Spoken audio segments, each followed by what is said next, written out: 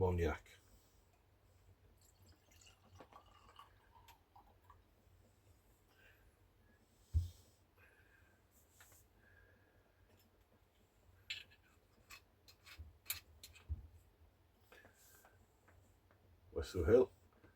Good afternoon, everybody.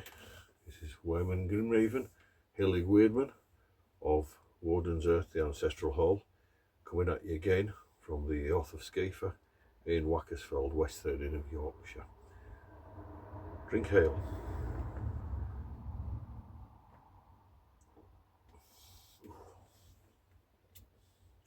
Some nice commercial meads out there. Okay, welcome back. This is going to be part 3. I am going to do a 4th part covering the Overwar. So part 3 of the Ragnarok versus the Overwar. We went through Overwar last week, Ragnarok the week before. Now we're going to put Ragnarok under the spotlight a little bit next week. I'll do the same with Overwar and look at any similarities or differences you might pick them up. Okay, so what is a Ragnarok? It is the Norse Germanic end of days, for want of a word. It's not the Anglo-Saxon version, as we have found out. So every culture has an end of day story.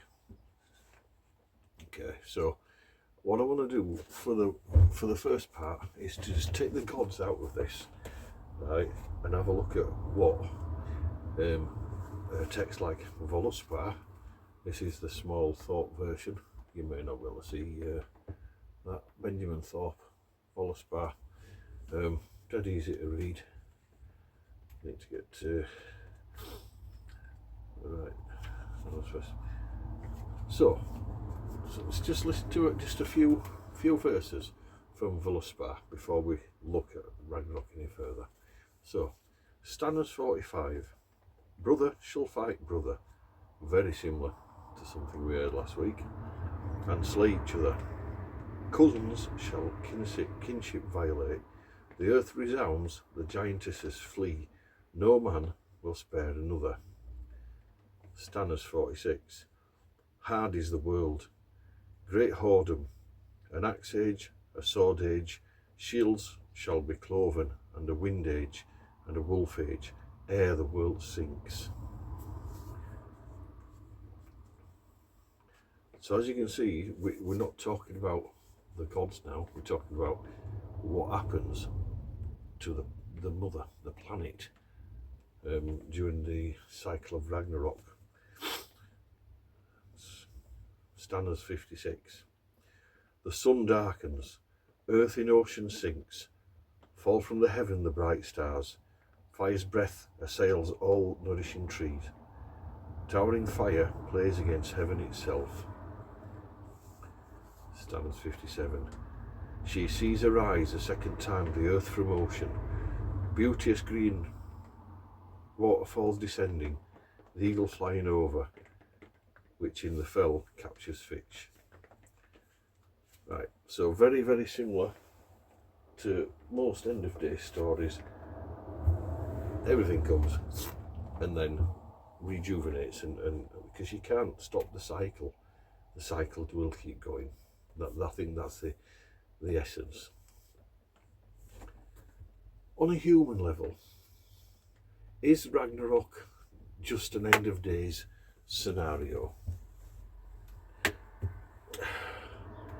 Or is it the end of an hard individual circumstance? You've been going through lots of personal difficulties, yeah, and then boom, it all seems to explode, and then afterwards things improve. Okay, so could you put it down to being on a human level, to an individual, or was it about a people disappearing? Or, you know, it's like we know about the gods all dying, but the humans die, but they can't all die, because everything starts again. Okay, on a human level, Ragnarok, the story of it, I believe is way more ancient than anything we read. Even *ᛗᚾᚪᚋᚶ Edda, which came before Snorri's plagiarism of *ᛗᚾᚪᚋᚶ Edda, right? Doesn't matter which version you read, right? It was written down so long after the fact that it does not resemble what the ancestors would have thought Ragnarok was about. Ragnarok was about the world ending. And we know scientifically that this happened before. How could his ancestors know that? How could all these different peoples around the globe all have their own end of day story? On a human level, Ragnarok was quite a big thing. Did the gods all die at Ragnarok? Were these fantastic war gods really just doomed to die? Or is that a Christianization of the original myth? We'll never know. We can never know which parts are being altered, which parts no one knows anymore, because the full ancient story is not relayed anymore. Yeah. So I think on the human side, we have lost a lot more than we've kept, right? But the basis of the story is there. And there's so many ways with the modern human mind to now look at the concept of an end of days, Ragnarok, than his ancestors were, because they were more primitive people, with more primitive minds, more simplistic. You got up, you did whatever it was you did to earn a living, and you went to bed, you looked after your family, you grew your crops, you got up and chopped your wood, or farmed your field, or went into battle. You did what weird said you would do. That was your... People didn't argue against their place in society. Women were not warriors. Women were housewives, and they made magical items on looms and stuff. Don't think they just made clothes and sewing. Look at the patterns, they're full of runes. Okay, anyway, I digress. Right, so everyone had a place, right? And everybody's place counted towards the whole. And if too many cogs break down, or if your village is invaded by a gang of raiders, is that not then their Ragnarok? Indeed, has Ragnarok ever really happened? Because at the end of Ragnarok, Odin dies, and when they come back, it's Balder and Magni and Modi, Thor's offspring, that are actually coming back, and a new race of gods is beginning. Odin is gone in the Ragnarok version of the story. Or is he? Or is he back in his form of his son? Yeah, there's so many ways to look at that. Okay, so what about as an individual on a spiritual level, right? Is Ragnarok part of your personal awakening? I'm not on about like going into a big group and they're terrifying you to death and threatening to put you in big purple sacks and beat you and all this stuff to get control of you. I'm on about on a personal level, because I've said many times, people who come to this path, who are going to stay on this path, are called to it. There's something that just calls you, right? So I'm not having... someone watched Vikings and thought, all right, I'm into Norse mythology now, so I'll wear a Thor's armour. Not about this breed of people. I'm about people that follow this on a deep spiritual level, whether it's Norse, whether it's Anglo-Saxon. Yeah, it does intermingle in parts. So when you get a calling of some, there's a realisation. There's a realisation that everything around you is nonsense. Right? That everything you own means nothing. Every bit of ego you've got is pointless. A spiritual awakening strips all this away from you. Right? And there's a lot of internal conflict. Now, this happens a lot with people who were force-fed and brought up on Christianity or values from another faith. When you're not converting, you're awakening, you've been called back to your ancestral path, to your roots, to your gods, and you've got to get all what was in there, all these thorns that poisoned your mind all your life, being put there. Bad boy, don't do that, you go to hell, blah blah, bing bong, bing bong, bing bong. You've got to get rid of all that for the new stuff to sink in, right? So there's a conflict, is there, right? It's like, so the concept of sin is bred into us. That's a Christian thing, is sin. It doesn't exist ancestrally, not in the same way, okay? Because thou shalt not kill. Well, you could kill, but you could pay a wage to be let off with that, or there could be a blood feud through your family for hundreds of years of your family, right? So things are looked at very, very different ancestrally, okay? So every little thing that we was told was a sin and was bad, and everything that we were told we were doing wrong, all of a sudden, yeah, it becomes a massive, massive conflict, and there is an explosion, and you either come out of the other side of that and rebuild yourself and what you believe, not what someone else has told you to believe, right? That's your spiritual Ragnarok, surely. Okay, so again, at that point, nothing really to do with Odin fighting a wolf, or Heimdall and Loki fighting, or Surtur blazing his torch across the earth and ending everything, okay? This is a personal awakening. So could that be a Ragnarok on this human level? Okay, so let's jump forward back onto the Odinic level. Right. So is it just a tale of the end of the gods? Is that what Ragnarok really is? Or does it represent Christianity taking over from its ancestral path? However, back in Saxon England, that had already happened once, and then obviously the Norse come back, but it still happens again through greed and want for power, for people wanting to be kings and jarls and all this, okay? So is Ragnarok really about the end of the gods? Yeah, I still struggle to see, because again, Odin can't mess with his spear. I went through a few of these things the other week. Yeah, Thor's hammer can't miss, so they don't have to go into battle. They could just lob this stuff and kill them. Yeah, well there again, Surtur can just burn the earth to bits, and there's nothing can stop him because he's prime fire. He's primal fire. You ain't stopping him with a spear.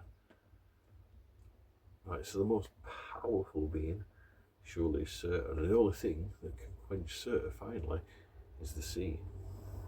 As the world sinks, then it's reborn. Right? So it's all been on fire, then it's watered, everything grows anew.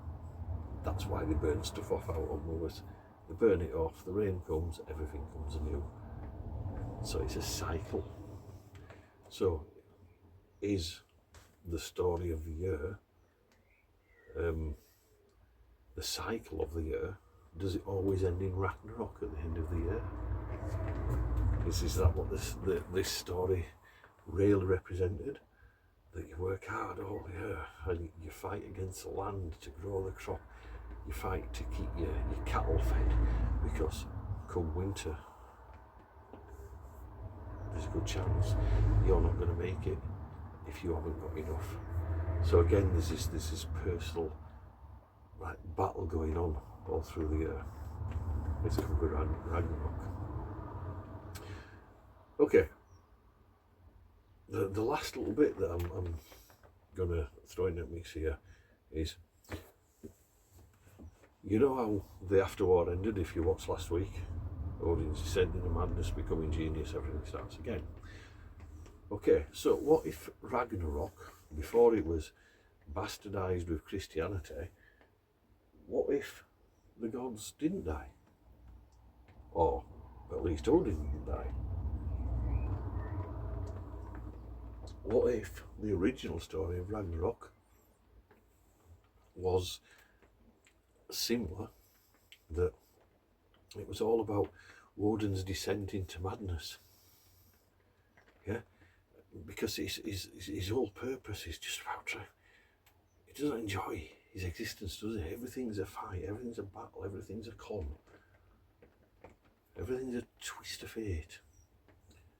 Everything is just trying to keep everything going, ordered how he wants it. Okay? And when his dominoes start falling down, does he descend into madness? And then, what about the Fenris wolf? Why can't he just kill the Fenris wolf with a spear? Because what if the Fenris wolf is not a real thing? What if it's a manifestation of his fear? This gigantic wolf that can eat him whole for all his power, for all his knowledge, right? The Ragnarok, when it comes, right, his head's gone and he's engulfed by his own fears and his own paranoias. Is it possible that that's what Fenris truly represents? Is he just a delusion? A delusion? Is he just part of the cycle of madness?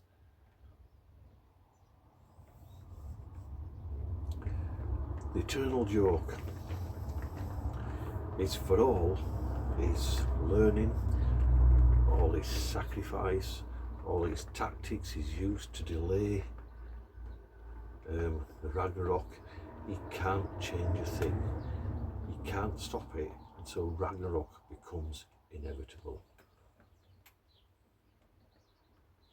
And that's a sad way of thinking about it, because the Earth starts again, okay, and everything grows again, and Balder comes back, so we've got the sun in the sky to nourish the Great Mother, who's been raised to the ground but risen back up.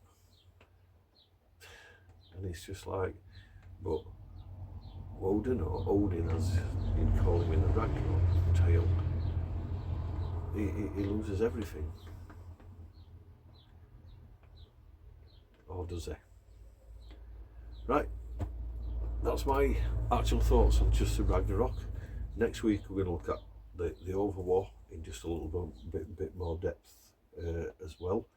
And then I'm just leave you to consider it. And I'm going to have a look at a few different myths. Sometimes I might do some Scopre, sometimes I might pull out a Norse myth that's worth some discussion, and see if we can dig into them a little deeper.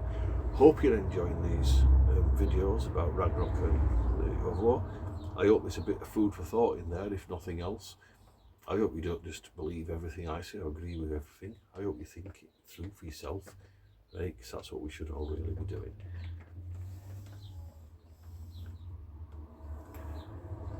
Drink ale. Oh, beautiful. Take care out there. And if you have got that calling in here, it won't be in here. You get called in here, follow it, and I'll probably meet you on that track somewhere on the way to Asgard. Take care, stay safe in Woden's Keep.